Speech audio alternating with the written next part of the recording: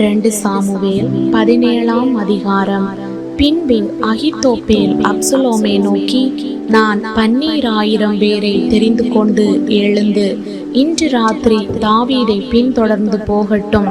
அவன் விடாய்த்தவனும் கை தளர்ந்தவனுமாயிருக்கையில் நான் அவனிடத்தில் போய் அவனை திடுக்கிட பண்ணுவேன்.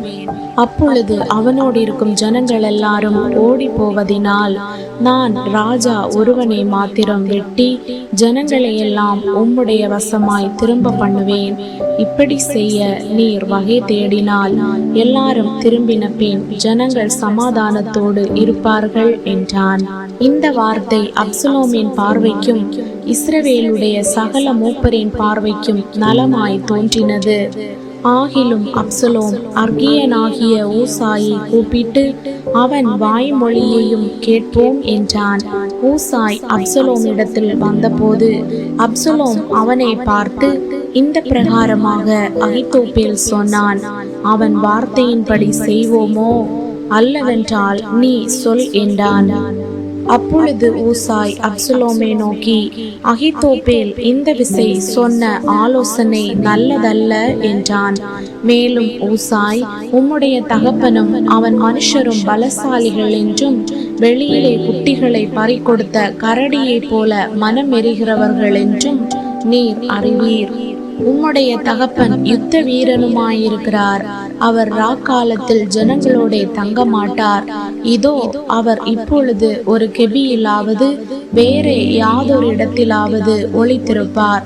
துவக்கத்திலே தானே நம்முடையவர்களில் சிலர் பட்டார்களே, ஆனால் அதை கேட்கிற யாவரும் அப்சலோமை பின் செல்லுகிற ஜனங்களில் சங்காரம் உண்டாயிற்று என்பார்கள். அப்பொழுது சிங்கத்தின் இருதயத்திற்கொத்த இருதயமுள்ள பலவானாய் இருக்கிறவனும் கூட கலங்கி போவான். உம்முடைய தகப்பன் சௌரியவான் என்றும் அவரோடு இருக்கிறவர்கள் பலசாலிகள் என்றும் இஸ்ரவேலர் எல்லாரும் அறிவார்கள். ஆதலால் நான் சொல்லுகிற யோசனையாவது, தான் முதல் பெயர்செபா மட்டும் இருக்கிற கடற்கரை மணலத்தனை திரட்சியான இஸ்ரவேலர் எல்லாரும் உம்மண்டையில் கூட்டப்பட்டு நீர்தானே கூட யுத்தத்திற்கு போக வேண்டும். அப்பொழுது அவரை கண்டுபிடிக்கிற எவ்விடத்திலாகிலும் நாம் அவரிடத்தில் போய் பனி பூமியின் மேல் இறங்குவது போல அவர் மேல் இறங்குவோம். அப்படியே அவரோடு இருக்கிற எல்லா மனுஷரிலும் ஒருவனும் அவருக்கு மீந்திருப்பதில்லை.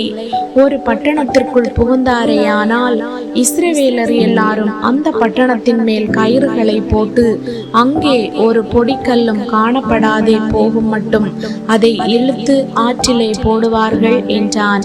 அப்பொழுது அப்சலோமும் இஸ்ரவேல் மனுஷர் அனைவரும் அகித்தோப்பேலின் ஆலோசனையை பார்க்கிலும் அர்கியனாகிய ஊசாயின் ஆலோசனை நல்லது என்றார்கள். இப்படி கர்த்தர் அப்சலோமின் மேல் பொல்லாப்பை வரப்பண்ணும் பொருட்டு அகித்தோப்பேலின் நல்ல ஆலோசனையை அபத்தமாக்குகிறதற்கு கர்த்தர் கட்டளையிட்டார். பின்பு ஊசாய் சாதோக் அபியத்தார் என்னும் ஆசாரியர்களை பார்த்து, இன்னபடி அகித்தோப்பேல் அப்சலோமுக்கும் இஸ்ரவேலின் மூப்பருக்கும் ஆலோசனை சொன்னான். நானோ இன்னபடி ஆலோசனை சொன்னேன்.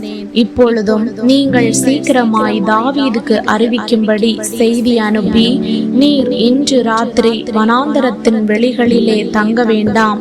ராஜாவும் அவரோடு இருக்கிற சகல ஜனங்களும் விளங்கப்படாதபடிக்கு தாமதம் இல்லாமல் அக்கறைப்பட வேண்டும் என்று சொல்லுங்கள் என்றான்.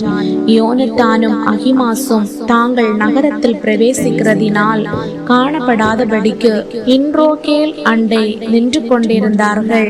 ஒரு வேலைக்காரி போய் அதை அவர்களுக்கு சொன்னாள். அவர்கள் தாவீது ராஜாவுக்கு அதை அறிவிக்க போனார்கள். ஒரு பிள்ளையாண்டான் அவர்களை கண்டு அப்சலோமுக்கு அறிவித்தான். ஆகையால் அவர்கள் இருவரும் சீக்கிரமாய் போய் பகூரீமில் இருக்கிற ஒரு மனுஷன் வீட்டுக்குள் பிரவேசித்தார்கள். அவன் முற்றத்தில் ஒரு கிணறு இருந்தது. அதில் இறங்கினார்கள். வீட்டுக்காரி ஒரு பாயை எடுத்து கிணற்று வாயின் மேல் விரித்து காரியம் வெளிப்படாதபடிக்கு அதன் மேல் நோயை பரப்பி வைத்தாள்.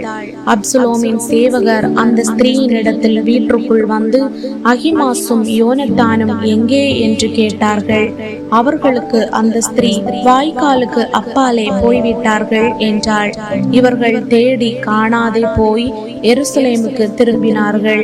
இவர்கள் போன பிற்பாடு அவர்கள் கிணற்றிலிருந்து ஏறி வந்து தாவீது ராஜாவுக்கு அறிவித்து, தாவீதை நோக்கி, சீக்கிரமாய் எழுந்து ஆற்றை கடந்து போங்கள், இன்னபடி அகித்தோப்பேல் உங்களுக்கு விரோதமாய் ஆலோசனை சொன்னான் என்றார்கள். அப்பொழுது தாவீதும் அவனோடிருந்த சகல ஜனங்களும் எழுந்து யோர்தானை கடந்து போனார்கள். பொழுது விடுகிறதற்குள்ளாக யோர்தானை கடவாதவன் ஒருவனும் இல்லை. அகித்தோப்பேல் தன் யோசனையின்படி நடக்கவில்லை என்று கண்டபோது தன் கழுதையின் மேல் சேணம் வைத்து ஏறி தன் ஊரில் இருக்கிற தன் வீட்டுக்கு போய் தன் வீட்டு காரியங்களை ஒழுங்குபடுத்தி நான்று கொண்டு செத்தான். அவன் தகப்பன் கல்லறையில் அவனை அடக்கம் பண்ணினார்கள். தாவீது மக்னாயீமுக்கு வந்தான். அப்சலோமும் சகல இஸ்ரவேலரோடும் கூட யோர்தானை கடந்தான். அப்சலோம் யோவாபுக்கு பதிலாக அமாசாவை இராணுவ தலைவனாக்கினான். இந்த அமாசா நாகாசின் குமாரத்தியும் செருயாவின் சகோதரியும் யோவாபின் அத்தையுமாகிய அபிகாயிலை படைத்த இஸ்ரவேலனாகிய எத்திரா என்னும் பேருள்ள ஒரு மனுஷனுடைய குமாரனாயிருந்தான். இஸ்ரவேல் ஜனங்களும் அப்சலோமும் கீலேயாத் தேசத்திலே பாளையம் இறங்கினார்கள். தாவீது மக்னாயீமில் சேர்ந்தபோது அம்மோன் புத்திரரின் தேசத்து ரப்பா பட்டணத்தானாகிய சோபி என்னும் நாகாசின் குமாரனும் லோதேபார் ஊரானான அம்மியேலின் குமாரன் மாகீரும் ரோஹிலிம் ஊரானும் கீலேயாத்தியனுமாகிய பர்சிலாவும் மெத்திகளையும் கலங்களையும் மண் பாண்டங்களையும் கோதுமையையும் வார்கோதுமையையும் மாவையும் வறுத்த பயற்றையும் பெரும் பயற்றையும் சிறு பயற்றையும் வறுத்த சிறு பயற்றையும் தேனையும் வெண்ணையையும் ஆடுகளையும் பால் கட்டிகளையும் தாவீதுக்கும் அவனோடிருந்த ஜனங்களுக்கும் சாப்பிடுகிறதற்கு கொண்டு வந்தார்கள்.